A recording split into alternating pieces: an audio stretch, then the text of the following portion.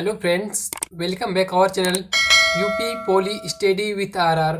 दोस्तों, आज हम इंजीनियरिंग मटेरियल का क्लास शुरू करने जा रहे हैं, जिसमें जो हमारा पहला हेडिंग है मटेरियल। मटेरियल क्या है? आप सभी लोगों ने इसको 9th क्लास से पढ़ते आ रहे हो। मटेरियल क्या है, डिफिनेशन से क्लियर कर लो।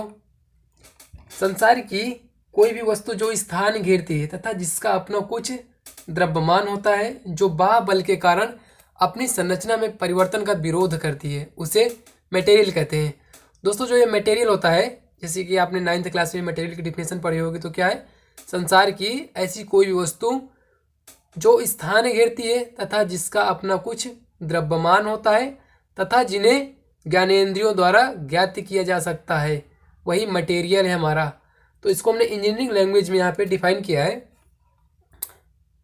संसार की कोई भी वस्तु जो स्थान घेरती है तथा जिसका कुछ द्रव्यमान होता है, जो बाह्य बल के कारण अपनी संरचना में परिवर्तन का विरोध करती है, उसे पदार्थ कहते हैं।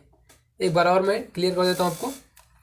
मटेरियल, संसार की कोई भी वस्तु जो स्थान घेरती है तथा जिसका अपना कुछ द्रव्यमान होता है तथा जो बाह्य बल के कारण अपनी संरचना में परिवर्तन का विरोध करती है, उसे मटेरियल कहते हैं, पदार्थ। उदाहरण के लिए हवा, मिट्टी, जल आदि, ये सब मटेरियल के उदाहरण है। आशा करते हैं कि आपको क्लियर हो गया होगा।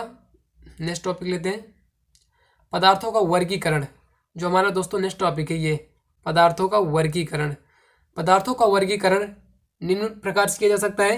जैसे कि हम कोई मटेरियल है हमारा, हम जैसे ले लीजिए कोई हमारा पदार्थ है, ठीक दोस्तों। मान लीजिए ये हमारा कोई पदार्थ है, ठीक है, गोलाकार पदार्थ है, ठीक है। ये माना ये कोई पदार्थ है हमारा, ठीक है।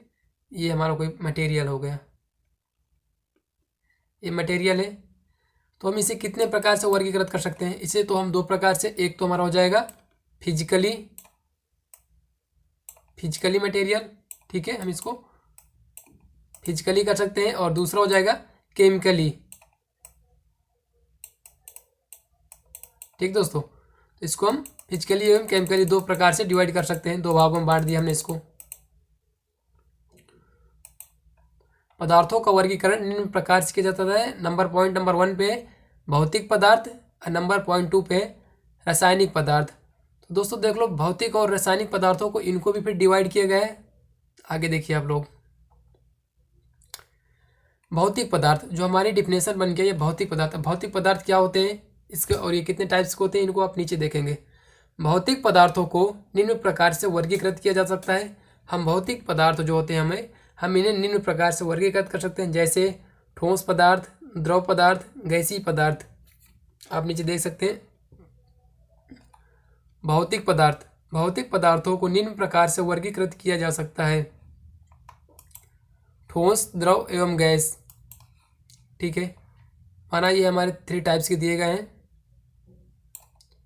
टाइप नंबर 1 पे ठोस पदार्थ, टाइप 2 द्रवीय पदार्थ, टाइप 3 गैसीय। हम भौतिक पदार्थों को 3 प्रकार से डिवाइड कर सकते हैं यहाँ पे, ठोस, द्रव एवं गैस में, ठीक है। नेक्स्ट लेते हैं जो हमारा रासायनिक पदार्थ है, उन्हें देखते हैं कैसे हम कितने भागों में डिवाइड कर सकते हैं। जो दोस्तों जो ये आपका रासायनिक पदार्थ है, इसे भी हम निम्न प्रकार से वर्गीकृत कर सकते हैं। जैसे रासायनिक में हमारा हो जाएगा शुद्ध पदार्थ हो जाएगा, अशुद्ध पदार्थ हो जाएगा। इसके बाद में हमारे में शुद्ध पदार्थों को हम कितने भागों में डिवाइड कर सकते हैं, अशुद्ध पदार्थों को कितने भागों में डिवाइड कर सकते हैं, वो हम यहाँ पे देखेंगे। जो फ्रेंड्स हमारा शुद्ध पदार्थ होता है, इसे हम 2 भागों में डिवाइड कर सकते हैं। हमारा एक हो जाएगा तत्व, दूसरा हो जाएगा यौगिक। डिफिनेशन से क्लियर हो जाएगा। शुद्ध पदार्थ, यहाँ पे डिफिनेशन पड़ी शुद्ध पदार्थ। शुद्ध पदार्थों को 2 भागों में वर्गीकृत किया गया है। जो हमारे शुद्ध पदार्थ होते हैं दोस्तों, इनको हम 2 भागों में वर्गीकृत किया गया है। नंबर 1 पे तत्व, नंबर 1 पे तत्व आ जाएगा हमारा, और नंबर 2 पे आ जाएगा यौगिक। तत्व तथा यौगिक, इन्हें हम 2 इस पर डिवाइड करके रखे हैं, ठीक है दोस्तों। ऐसे जो हमारा मिश्रण है, यानी अशुद्ध पदार्थ, मिश्रण को भी हम 2 भागों में डिवाइड कर सकते हैं। नंबर 1 समांगी मिश्रण हो जाएगा, नंबर 2 हो जाएगा विसमांगी मिश्रण। आगे देखिए, मिश्रण को भी दो भागों में वर्गीकृत किया गया है। पॉइंट नंबर 1 समांगी मिश्रण, पॉइंट नंबर 2 विसमांगी मिश्रण। जो हमारे दोस्तों नेक्स्ट डिफिनेशन है तो है मटेरियल साइंस क्या है, पदार्थ विज्ञान। दोस्तों यहाँ से हमारी मटेरियल साइंस अब स्टार्ट हो रही है। पदार्थ विज्ञान इंजीनियरिंग विज्ञान की, यहाँ पे देखो फ्रेंड टाइपिंग में थोड़ा मिस्टेक है, यहाँ पे ज्ञान है, यहाँ पे विज्ञान है, आप लोग इसको विज्ञान कर लीजिए।